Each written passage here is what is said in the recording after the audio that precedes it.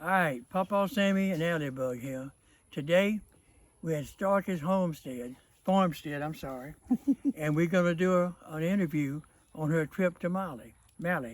Uh, there's a lot of rumors going around about the children and buses and people and all kinds of conspiracy theories, and we're trying to clear some of that up. That's why she went, was to clear it up. Yeah. And Hi, everyone. My name is Samantha. I am the operator of Starkey Farmstead, which is where we currently are recording this. My husband, Stephen, and I were given a vision from God to grow clean, affordable food and do it debt-free. And we've been working on that vision now for 3 years. I became aware of the situation in Maui while watching Pastor Rodney Howard-Browne on Rumble. And they mentioned the possibility of thousands of children having been taken because, it was a media blackout in the first few weeks. A lot of confusion about what was going on. The people in Maui did not have cell service to call out, though they could receive text. So it was a lot of really poorly managed PR from the government in Maui. So I went to church on a Sunday and I told my husband, I really feel like I need to go to Maui. And Stephen's like, yeah, I kind of figured you were going to say that before you did. So I called my parents second and I said, hey guys, I'm going to fundraise. I'm going to go to Maui. And they told me to go with an open mind. Don't go with any preconceived ideas of what was going on, but go there and talk to people. Just be yourself. And so that's what we did. We left. I was gone until the 18th. I flew out on the 9th. I landed in Maui on the 10th or the 11th. I'd have to go back and look at my records. But basically, you guys, I was there for 8 full days and half day on the 9th. And I drove almost 1,000 miles speaking to people all over Maui during that period of time. basically, you didn't do a lot with the politicians. It was all the people. Am I correct? You are correct. Okay, so a lot of people wanted me to chase down Governor Green, Mayor Bisson, and talk to them. Let me make something very clear. They weren't on Maui when I was there. I think maybe the governor had popped in and popped back out like for a 2-hour visit on the Thursday during the long week that I was there. What I found was the best way to handle things was to speak to people like you and I, to go talk to grandparents sitting in the park, to stop by small farms and ask them, hey, how is your business going? Have you guys heard anything about missing kids? And so that's really what I did. I spoke to shop owners and nail salons. I sat there and what we call chewed the cud with the women at the hair place. And I just listened, you guys. I listened and I absorbed tons of information. And basically, it wasn't so much as capability in the politicians' range of scope of work. It was inability. They didn't do anything. When they did react, it was way, way too late. That's exactly right. Way too late. How long for the firewater got turned on? Okay, so a lot of people don't realize this, but there was not one fire on Maui. There were 5. There were 3 fires in Up Country and a fire close to Lahaina, and then of course Lahaina, which was ground zero for this scenario.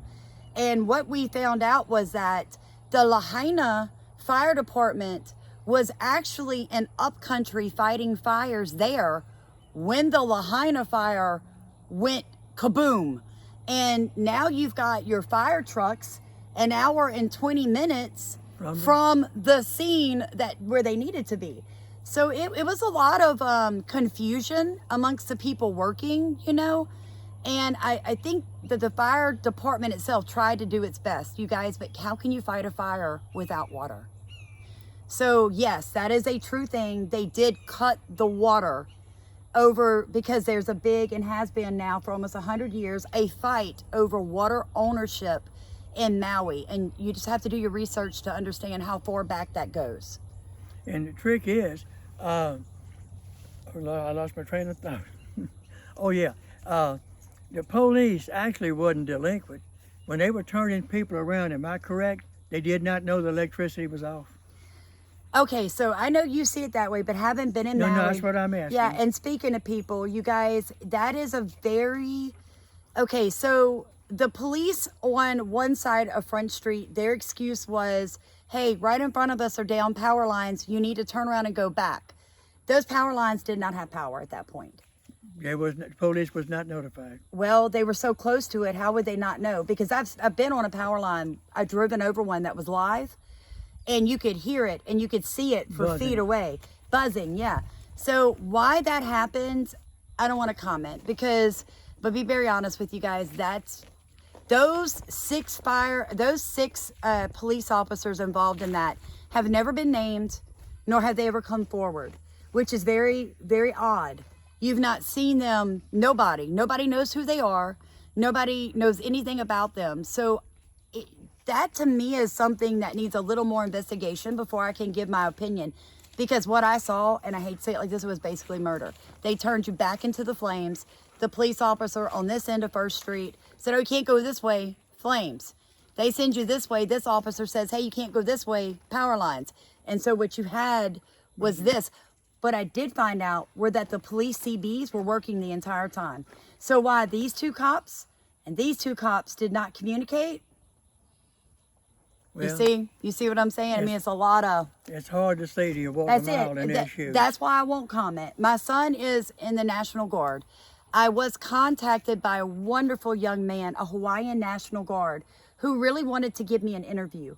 But his commanding officers, as well as the elders in his community, said, we don't think it's really good for your career or your community for you to get online and talk, but you can speak to her. And what he told me was, Sam, when I realized Lahaina was burning, you know, he lives on Maui. Yeah. So first, he's a citizen, you guys. So even out of uniform, even before his orders came, he went into that fire to rescue people. Oh, yeah. Out of uniform, in civilian clothes, he was there doing his duty. So I know a lot of people want to say, oh, the National Guard won't let people into their homes. You guys, those poor young men and women are just following orders. All right. The ones that I spoke to were genuinely nice people, and all of them said the same thing. I don't know why you can't go in here. It's against the Constitution, but look, we have to do what we're told. They weren't hurting anyone. They never made people stay in the fire zone. So let's lay the blame where the blame goes. And I really think that the police department needs to be really investigated over why that roadblock was set up like it was. And why communications wasn't going on. Exactly, because the CBs did work. That's provable. Also, all I know is what I saw on TV. Yeah, me too until I went. That's why I'm here talking to you. I want to know what happened. They didn't even open up the crisis center, did they? No. Okay, so what happened was, from firsthand experiences of people that weren't victimized by the fire but lived on the outskirts, they said it looked like, almost like, and I'm going to use the word zombies, because people were in shock. Oh, yeah. Coming out of the smoke, totally black and soot, walking like this, some of them with minor burns, some of them with major burns, carrying pets, carrying elders, carrying children with nothing. They were barefoot. Some of them their clothes had been singed off.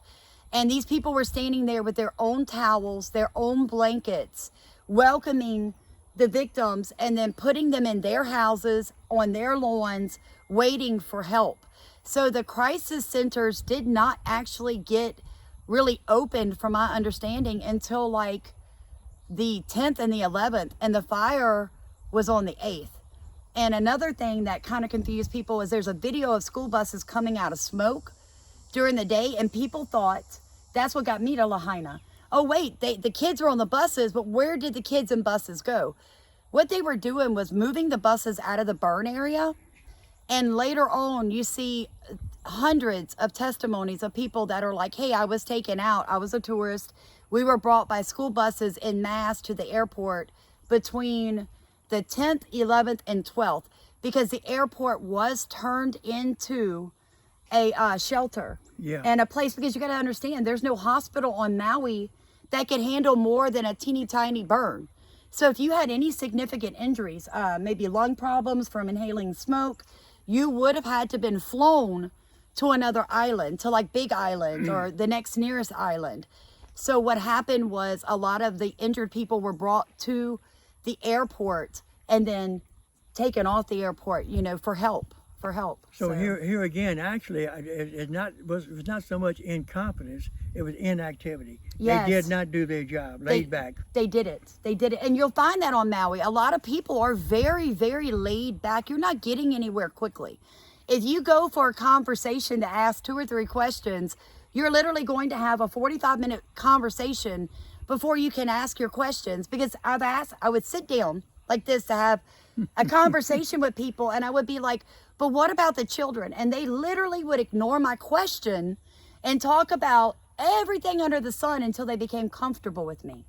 And then once they felt like they could trust me, then they would tell me what I needed to know. But there's no rushing a conversation in Maui. And I know there's a lot of people laughing right now because you guys know I'm telling the truth. There's no quick conversations in Maui. In fact, it's kind of like the Cajun South Louisiana clan. Daddy? Family. I'm going to tell you the God's honest truth, you guys. It was probably day 3 of my trip when I realized we had been badly misled on the kidnapped kids. Because once I began to walk around, there were no missing children pictures up.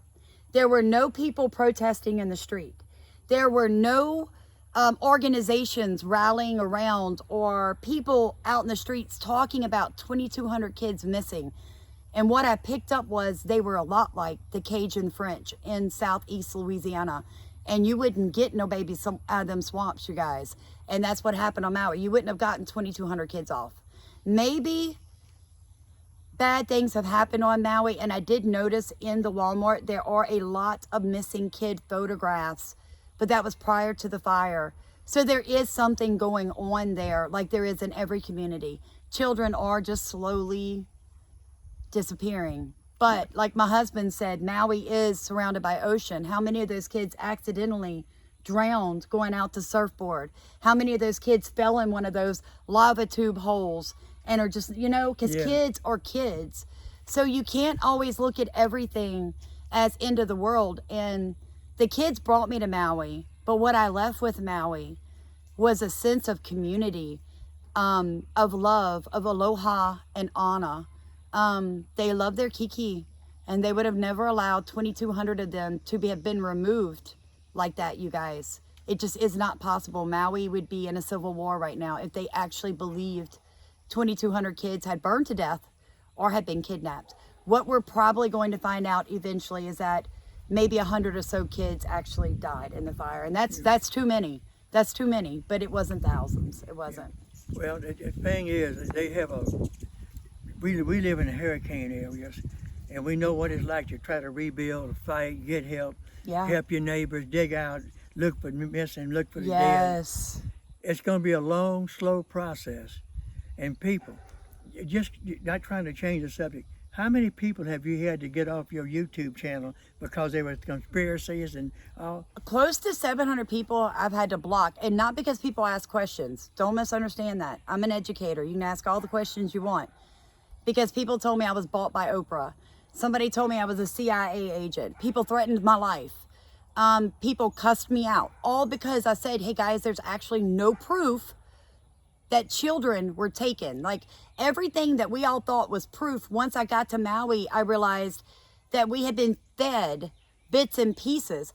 And I asked you this the other day, I told you, I said, Dad, of all the hundreds of videos that I've made on my YouTube channel, why did the YouTube algorithm push my one video about missing kids on Maui? Why did that one go viral out of all the great information that I have? So I almost feel like they wanted to feed into that narrative. So people were looking at kids and not looking at government. And I think that's where we got to draw the line.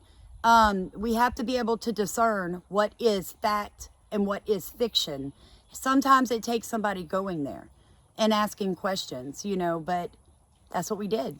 Well, the basic bottom line is, for all the people that view this, we need to take our time, let them recover. It's going to be a long, long process. Oh, God, yeah.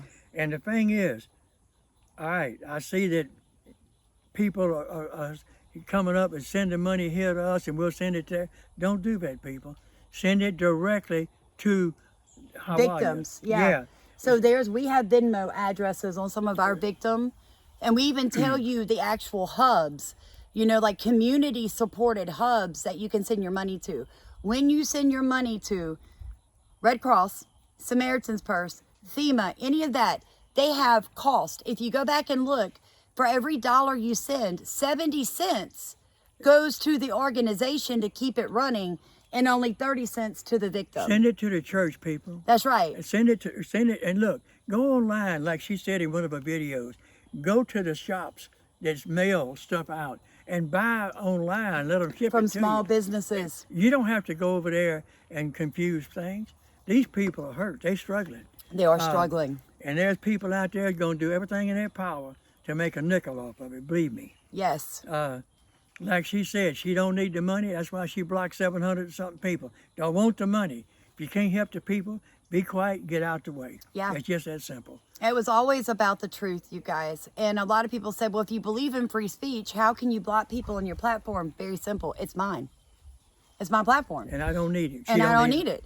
And so I set the tone for my platform. You're welcome to have a difference of opinion.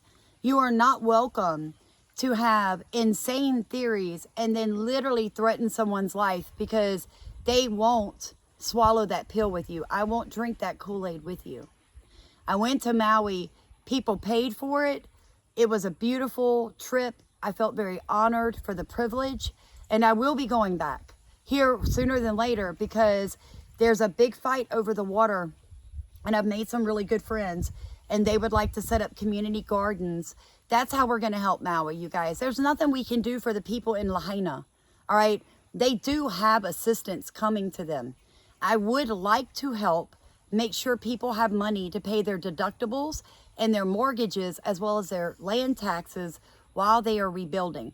My parents got hit by a tree that took out their car, their shop, half their house, and put my dad in the intensive care unit for days. And what I saw through that process was that my mother had almost $10,000 in medical copay she had to pay for my dad. She had thousands of dollars for the car deductible, thousands of dollars for the house deductible, and that all had to be paid before they would help her with his medical or their house being rebuilt. So having lived through that very closely, I understand that there may be people in Lahaina and on Maui with any of the fires, they don't have a $5,000 deductible. They simply don't have it because you guys, you got to think about this. They need the deductible for the insurance for their house as well as their vehicle. And it can add up, can't it, Dad? Ooh, Lord, yes. It can add up quick, you guys. And a lot of people aren't blessed to have $20,000, $30,000 sitting in an account to pay deductibles to get their feet back on the ground. So that's what we need to be focusing on. Mention the average electric bill. Oh, wow. Okay, so while sitting in the little shop having the lady do my toes and I'm buying gift certificates to pass out to Iris, everybody remembers Iris, I asked the question, so what's the electricity here? Because I see the big, wind turbines. And one of the gentlemen that owned the shop I was sitting in said, I pay 37 cents a kilowatt. Guys, my property right here in Louisiana, I pay 14.6 cents a kilowatt. My electric bills in the summer run me about $280, $350 because, we have extreme heat here. What they were telling me is that the majority of people in Maui do not have air conditioners. One, because it's a temperate climate, but two, because of the electricity. Most people's electric bills run anywhere from $300 to $700 a month without an air conditioning unit. And that is insane to me. It is. Even the food, you guys, 3 little bitty tomatoes will cost you like $5.50 without tax. So getting agriculture back to Maui is a big deal. Helping these people pay these deductibles, it's a big deal. And when I go back to Maui, that's what I'm going to be aiming for. Helping small groups of people get these homeschool groups up and running, because that is what I've been trained to do. That is what I'm good at. And the thing is, people, the fire was a catastrophe, but the worst part hadn't came. Like she said, these people lost everything. They have no money to pay to get back.